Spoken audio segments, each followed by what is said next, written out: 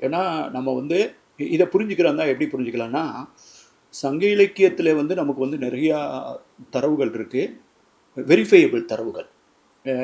திடீர்னு வந்து கப்பல் வருது, அந்த கப்பலில் வந்து அது வரும்போது பொண்ணு கொண்டு வருது, கோல்டு பார், கோல்டு ஜுவல்லரி, பொண்ணோடு வந்து போகும்போது மிளகு மூட்டையில் ஏற்றிட்டு போகுது, பொண்ணோடு வந்து கரியோடு பெயரும் அப்படின்னு உண்டு.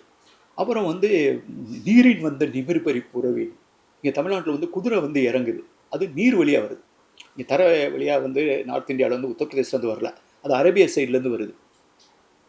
அப்போ கால் கால் தரு களம், கால்னா காற்று, காற்று தரக்கூடிய அதன் மூலமாக தான், அந்த பருவ காற்று மூலமாக, ட்ரேடு விண்டு மூலமாக தான் இந்த இதெல்லாம் இயங்குது. சரி, இது இவங்களாம் கற்பனையாக பேசிக்கிட்டு இருக்காங்களா அப்படின்னு சொன்னால், அங்கே வந்து நம்ம தோன்ற இடத்துல வந்து ஒரு ரோம நாட்டை சேர்ந்த மட்பாண்ட வகையெல்லாம் கிடைக்குது. அது ஒரு வகையான பாண்ட வகை.